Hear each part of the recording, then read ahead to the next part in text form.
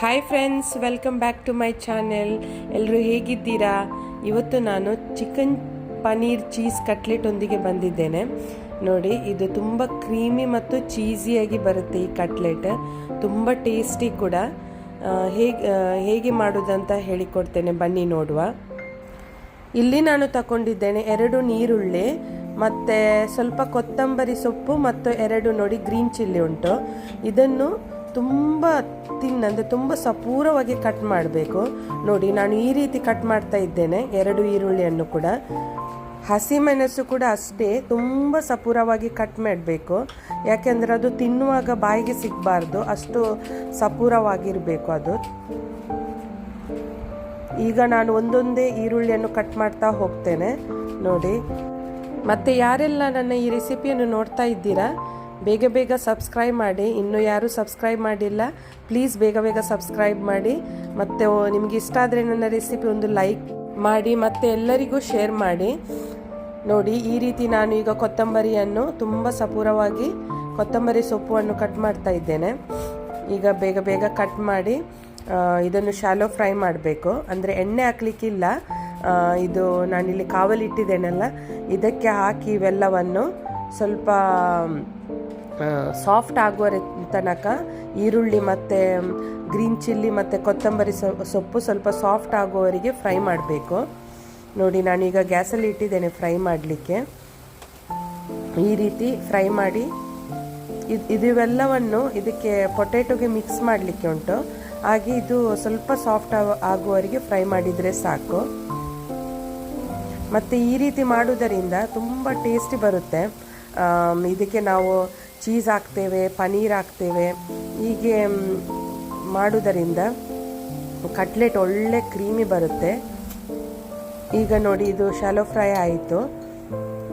ಇದಕ್ಕೆ ನಾನು ಈಗ ಗ್ಯಾಸ್ ಬಂದ್ ಮಾಡಿದ್ದೇನೆ ಮತ್ತು ಇಲ್ಲಿ ಹಾಕ್ತಾ ಇದ್ದೇನೆ ಸ್ವಲ್ಪ 1/4 ಚಮಚ ಜಿಂಜರ್ ಗಾರ್ಲಿಕ್ ಪೇಸ್ಟ್. ಅದರ ಸ್ವಲ್ಪ ಹಸಿ ವಾಸನೆ ಹೋದರೆ ಸಾಕು. ಮತ್ತು ಇಲ್ಲಿ ನಾನು ನೋಡಿ 4 ಪೊಟ್ಯಾಟೊ ತಗೊಂಡಿದ್ದೇನೆ.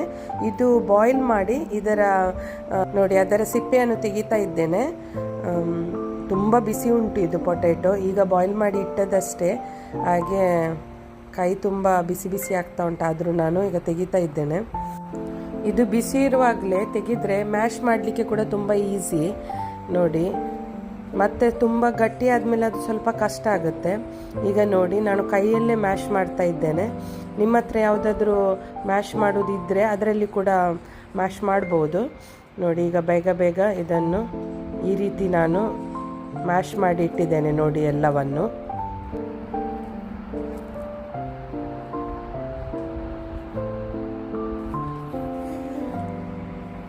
ಈಗ ಇದಕ್ಕೆ ನಾನು ಹಾಕ್ತಾ ಇದ್ದೇನೆ ರುಚಿಗೆ ತಕ್ಕಷ್ಟು ಉಪ್ಪು ಮತ್ತು ಸ್ವಲ್ಪ ಪೆಪ್ಪರ್ ಪೌಡರ್, 1/2 ಚಮಚಕ್ಕಿಂತ ಸ್ವಲ್ಪ ಕಡಿಮೆ. ಮತ್ತು ನಾನೀಗ ಹಾಕ್ತಾ ಇದ್ದೇನೆ 1/4 ಚಮಚ ಚಾಟ್ ಮಸಾಲ, ಸ್ವಲ್ಪ ಚಿಲ್ಲಿ ಪೌಡರ್ ಒಂದು 1/2 ಚಮಚ, 1/2 ಚಮಚಕ್ಕಿಂತ ಸ್ವಲ್ಪ ಕಡಿಮೆ. ಮತ್ತು ನೋಡಿ, ಇಲ್ಲಿ ಫ್ರೈ ಮಾಡಿ ಇಟ್ಟ ಈರುಳ್ಳಿ ಮತ್ತು ಕೊತ್ತಂಬರಿ ಸೊಪ್ಪು ಮತ್ತು ಇದು ಉಂಟಲ್ಲ ಗ್ರೀನ್ ಚಿಲ್ಲಿ, ಇವೆಲ್ಲವನ್ನು ಇದಕ್ಕೆ ಹಾಕಬೇಕು. ಮತ್ತು ಈಗ ಇಲ್ಲಿ ನಾನು ಹಾಕ್ತಾ ಇದ್ದೇನೆ ಪನೀರ್. ನೋಡಿ, ನಾನು ಇಲ್ಲಿ ಒಂದು 100 ಗ್ರಾಮ್ ಪನೀರನ್ನು ತಗೊಂಡಿದ್ದೇನೆ. ಅದು ಕೂಡ ಕೈಯಲ್ಲಿ ನಾನು ಕಿವಿಚಿ ನೋಡಿ ಈ ಥರ ಹಾಕ್ತಾ ಇದ್ದೇನೆ. ಇವೆಲ್ಲವನ್ನು ಹಾಕಿ ಇದು ಎಲ್ಲ ಸರಿಯಾಗಿ ಮಿಕ್ಸ್ ಮಾಡಬೇಕು. ಈಗ ನಾನು ಹಾಕ್ತಾ ಇದ್ದೇನೆ ಪನೀರ್.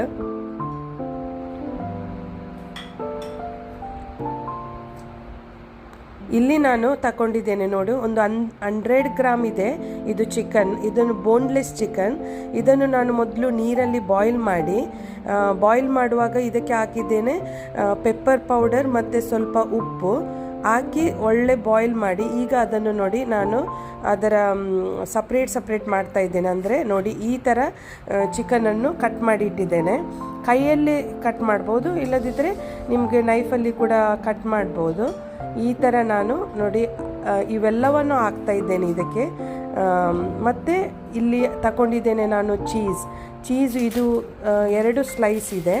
ನಿಮಗೆ ಬೇಕಾದರೆ ಮೊಸರೆಲ್ಲ ಚೀಸ್ ಕೂಡ ಹಾಕ್ಬೋದು, ಗ್ರೇಟೆಡ್ ಚೀಸ್ ಉಂಟಲ್ಲ ಅದು ಹಾಕ್ಬೋದು. ನಾನಿಲ್ಲಿ ತಗೊಂಡಿದ್ದೇನೆ ಸ್ಲೈಸ್ ಚೀಸ್, ಇದು ಬರ್ಗರಿಗೆ ಯೂಸ್ ಮಾಡುವಂಥ ಚೀಸ್, ಇದನ್ನೆಲ್ಲ ಹಾಕಿ ಇದನ್ನು ಸರಿಯಾಗಿ ಮಿಕ್ಸ್ ಮಾಡಬೇಕು ಕೈಯಲ್ಲಿ ನೋಡಿ. ಅಂದರೆ ಈ ರೀತಿ ಮಿಕ್ಸ್ ಮಾಡೋದರಿಂದ ಚೀಸ್ ಕೂಡ ಇದರ ಜೊತೆ ಮೆಲ್ಟ್ ಆಗುತ್ತೆ, ಮತ್ತು ಫ್ರೈ ಮಾಡುವಾಗ ಅದು ಮೆಲ್ಟ್ ಆಗಿ ಕಟ್ಲೆಟ್ ತುಂಬ ಟೇಸ್ಟಿಯಾಗಿ ಬರುತ್ತೆ. ತುಂಬ ಅಂದರೆ ನೀವು ಮತ್ತೆ ಮತ್ತೆ ಮಾಡಿ ತಿಂತೀರಾ, ಅಷ್ಟು ಒಳ್ಳೆ ಬರುತ್ತೆ ಇದು ನೋಡಿ. ನಾನು ಸರಿಯಾಗಿ ಮ್ಯಾಶ್ ಮಾಡಿ ಇಟ್ಟಿದ್ದೇನೆ, ಎಲ್ಲವನ್ನು ಮಿಕ್ಸ್ ಮಾಡಿ ಕೈಯಲ್ಲಿ ನೋಡಿ ಈ ರೀತಿ ಇಟ್ಟಿದ್ದೇನೆ. ಈಗ ನಾವು ಇದಕ್ಕೆ ಒಂದು ಶೇಪ್ ಕೊಡುವ.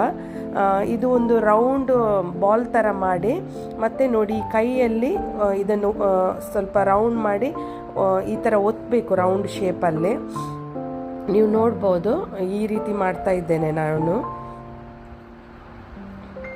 ನೋಡಿ. ಈ ರೀತಿ ಕೈಯಲ್ಲಿ ಇದನ್ನು ಒತ್ತಿ ರೌಂಡ್ ಮಾಡಿ, ಮತ್ತು ನಾನು ಇಲ್ಲಿ ತಗೊಂಡಿದ್ದೇನೆ ಸೆಮೋಲಿನ, ಅಂದರೆ ರವೆ, ಇದು ಬಾರೀಕ್ ಸೂಜಿ ಅಂತ ಹೇಳ್ತಾರೆ ಇದಕ್ಕೆ, ಅದು ರವೆ ತಗೊಂಡು ಅದರಲ್ಲಿ ನಾನು ನೋಡಿ ಈ ರೀತಿ ಮಿಕ್ಸ್ ಮಾಡಿ ಅದನ್ನು ಕಟ್ಲೆಟ್ ರೀತಿ ಮಾಡ್ತಾ ಇದ್ದೇನೆ. ನಿಮಗೆ ಸೂಜಿಯ ರವೆ ಇಲ್ಲದಿದ್ದರೆ, ಸೆಮೋಲಿನ ಇಲ್ಲದಿದ್ದರೆ ನೀವು ರೈಸ್ ಪೌಡರನ್ನು, ರೈಸ್ ಫ್ಲೋರನ್ನು ಯೂಸ್ ಮಾಡ್ಬೋದು, ಅದು ಕೂಡ ತುಂಬ ಒಳ್ಳೆ ಬರ್ತದೆ. ಆದರೆ ನೀವು ರವೆ ಯೂಸ್ ಮಾಡಿದರೆ, ಅಂದರೆ ರವದ್ದು ಕೋಟಿಂಗ್ ಮಾಡಿದರೆ ಅದು ಫ್ರೈ ಮಾಡುವಾಗ ತುಂಬ ಕ್ರಿಸ್ಪಿಯಾಗಿ ತುಂಬ ಒಳ್ಳೆ ಟೇಸ್ಟಿ ಬರುತ್ತೆ. ಮತ್ತು ಅದು ಇದು ರೈಸ್ ಫ್ಲೋರಲ್ಲಿ ಅಷ್ಟು ಇದು ಬರುವುದಿಲ್ಲ ರವದಲ್ಲಿ ಮಾಡಿದಾಗೆ ನೋಡಿ. ನಾನು ಈ ರೀತಿ ಮಾಡಿ ಒಂದೊಂದಾಗಿ ಇಡ್ತಾ ಇದ್ದೇನೆ ಕಟ್ಲೆಟ್ ನೋಡಿ. ಇನ್ನೊಂದು ನಾನು ನಿಮಗೆ ತೋರಿಸ್ತಾ ಇದ್ದೇನೆ, ಈ ರೀತಿ ಮಾಡಬೇಕು. ಇಲ್ಲದಿದ್ದರೆ ನಿಮಗೆ ಕೋನ್ ಶೇಪಲ್ಲಿ ಕೂಡ ಆ ಥರ ಕೂಡ ಮಾಡ್ಬೋದು ನೋಡಿ.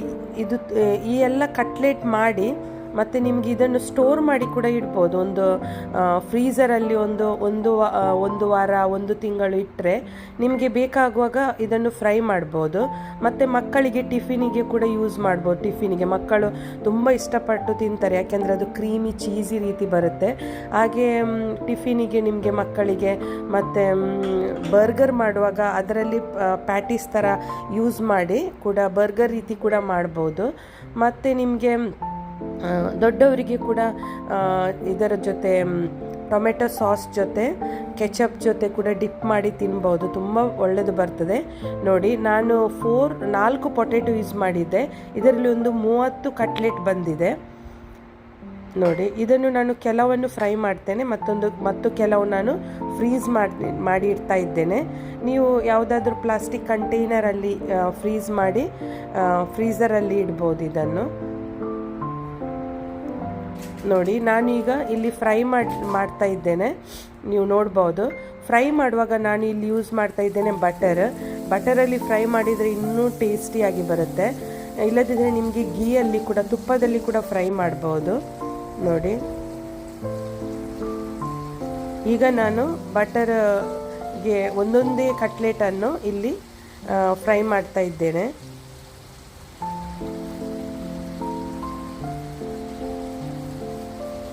ನೋಡಿ. ಕೆಲವು ಕಟ್ಲೆಟನ್ನು ಹಾಕ್ತಾ ಇದ್ದೇನೆ, ಮತ್ತು ಕೆಲವು ನಾನು ಫ್ರೀಸ್ ಮಾಡಲಿಕ್ಕೆ ಫ್ರೀಝರಲ್ಲಿ ಇಡ್ತಾ ಇದ್ದೇನೆ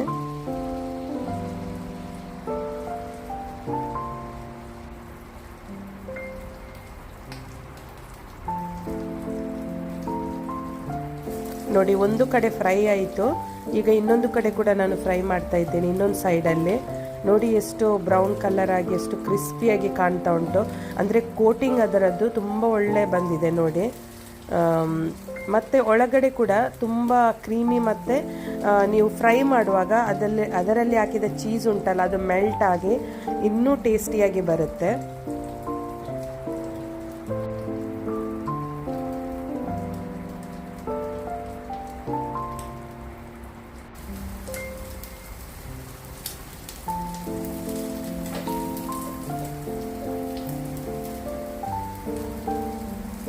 ನೋಡಿ ಈ ರೀತಿ ಬಂದಿದೆ ಇದು ಕಟ್ಲೆಟ್. ನಿಮಗೆ ಇಷ್ಟ ಆದರೆ ಪ್ಲೀಸ್ ಲೈಕ್ ಮಾಡಿ. ಇನ್ನು ಯಾರು ಸಬ್ಸ್ಕ್ರೈಬ್ ಮಾಡಿಲ್ಲ, ಬೇಗ ಬೇಗ ಸಬ್ಸ್ಕ್ರೈಬ್ ಮಾಡಿ. ನಾಳೆ ಬರ್ತೇನೆ ಇನ್ನೊಂದು ರೆಸಿಪಿ ಜೊತೆ ನೋಡಿ. ನಾನು ಈಗ ನಿಮಗೆ ಒಂದು ಕಟ್ ಮಾಡಿ ತೋರಿಸ್ತಾ ಇದ್ದೇನೆ ನೋಡಿ. ಎಷ್ಟು ಜ್ಯೂಸಿಯಾಗಿ ಕ್ರೀಮಿಯಾಗಿ ಕಾಣ್ತಾ ಉಂಟು ಈ ಕಟ್ಲೆಟ್. ನಾಳೆ ಬರ್ತೇನೆ. ಬಾಯ್ ಬಾಯ್.